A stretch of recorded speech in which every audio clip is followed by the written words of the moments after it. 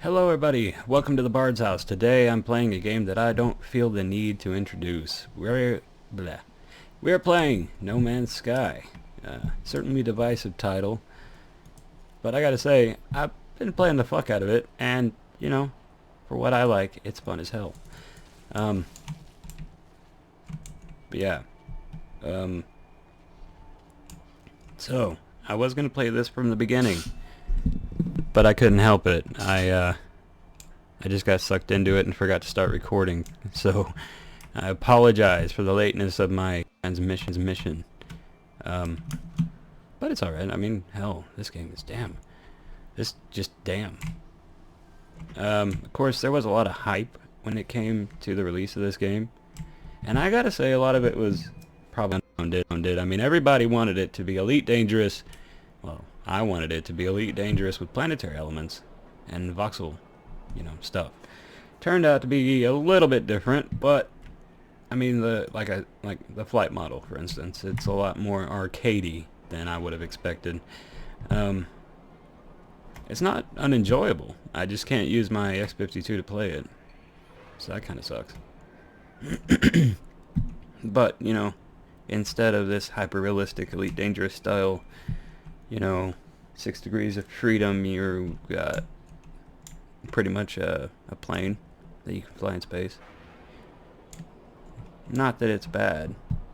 I mean, it's useful for what it is, and it gets you from point A to point B, and the backdrop of this game is massive. And as long as you're not too concerned about a storyline or there being any real impetus to go from point A to point B, that's not a bad thing. I mean, I've spent hours just walking around on this single planet now. So, let me show you a bit how this game works. Alright? What I've learned so far. You start out in the corner of the galaxy. Me, for example, I started on a planet that I named after my son, way out on the outskirts. And you work your way in. How quickly you work your way in, that's up to you. But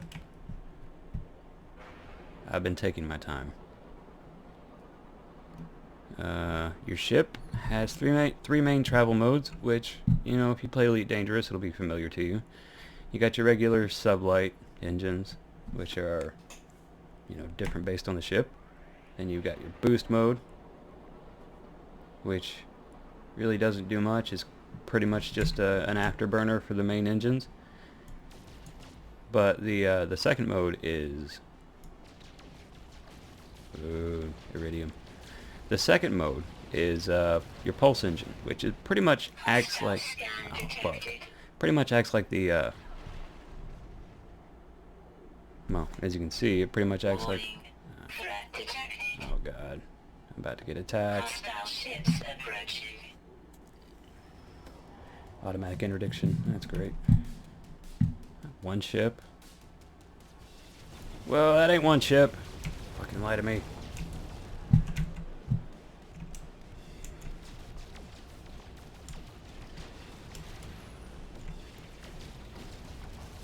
I hope I packed oxide resources. I was not expecting this.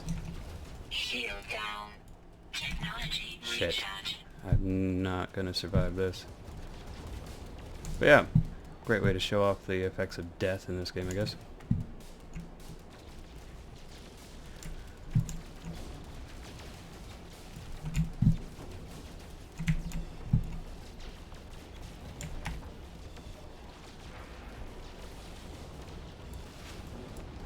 I blew him up. My shields are almost down.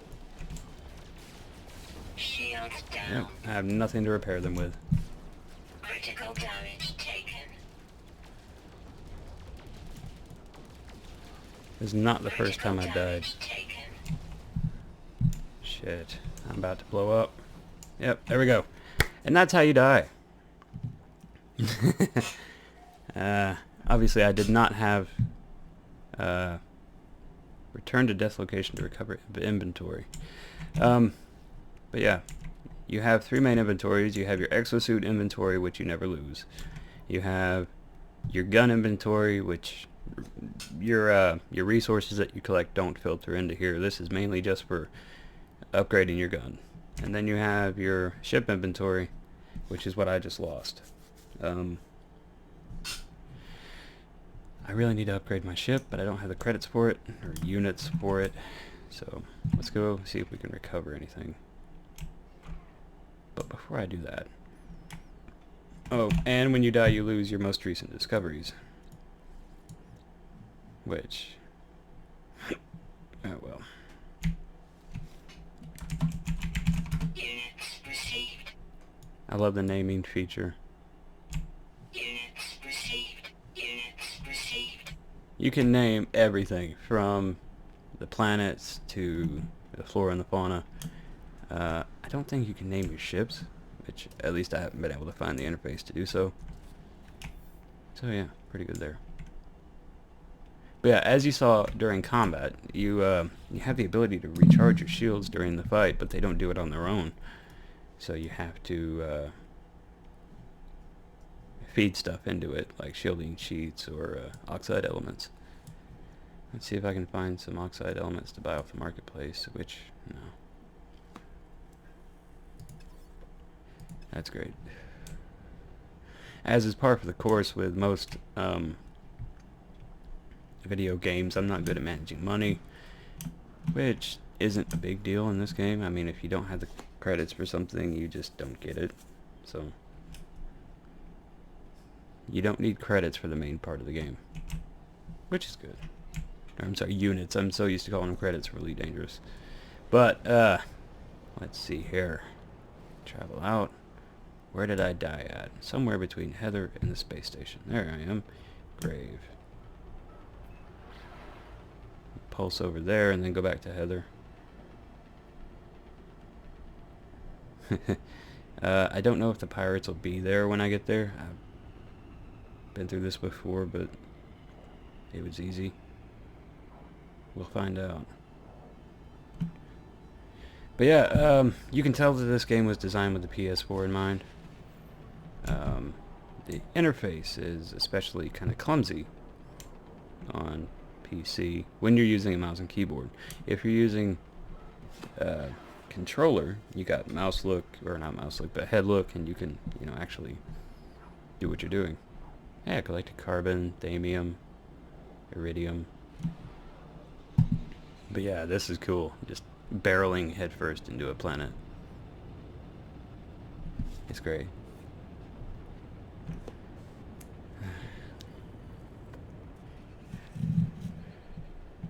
And there we go. Seamless transition to a planetary surface from via shit, I'm almost out of inventory space. No free slots in ship inventory. I've got a lot of plutonium, so let's recharge everything. Technology recharge.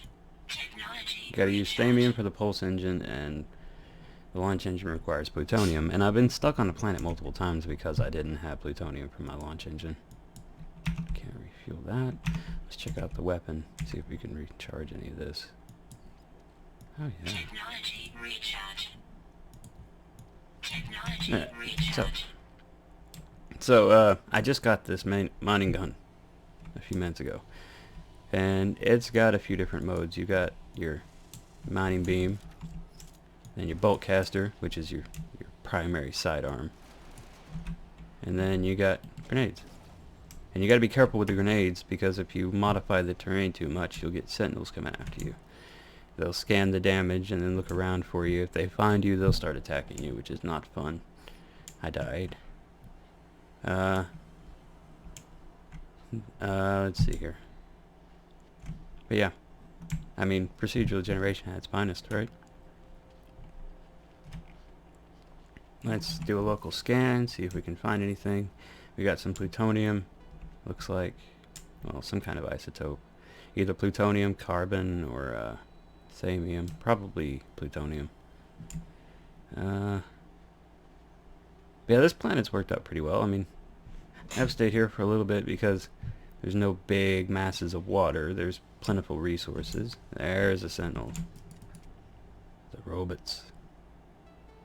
most of the time the sentinels just passively travel from one area to another.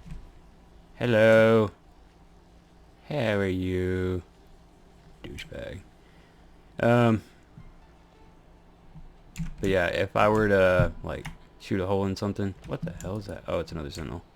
But if I were to shoot a hole in that rock with my grenades, while they were watching, they would get pissed and start shooting me with their beams. It's not nice. Not nice at all. So, yeah. Most of... I mean, the game is voxel-based, obviously. So, most of the resource collection involves busting holes in shit or destroying discrete units on the ground. Big important elements like iridium and aluminum and gold, they'll appear as voxel sites on the planet. Let's see if I can find some iridium or something.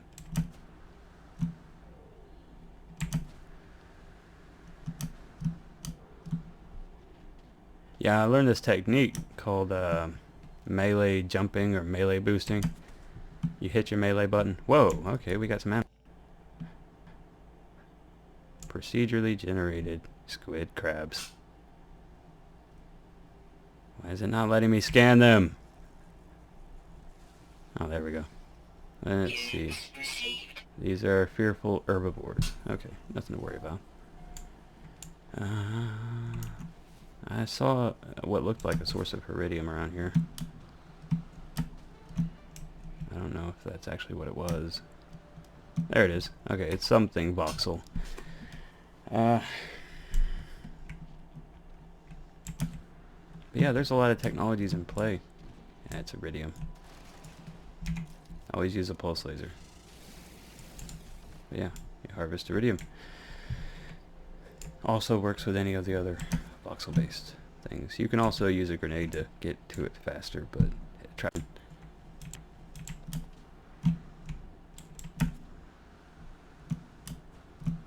So yeah, I just wanted to give you guys a quick impression of what I've been doing for the past few days. Why I haven't posted any videos. This game has certainly taken over my life, and thankfully, because I run an NVIDIA card, and I think it's an Intel chipset, but since I have an AMD card, or not AMD, shit, why would I do that? Since I have an NVIDIA card, I haven't had any issues with most of the problems that people have had starting out on the PC version, such as frame rate spikes, and not being able to play the game at all. Like, Azrael cannot touch this game because it just doesn't work. He has an Intel card. So yeah. Anyway, for watching. If you made this far, the code word is banana. Please post it in the comments below. If you enjoyed this video, like it. If you want to share it, do whatever you want. I don't care. But thank you for watching, and we'll see you in the next video.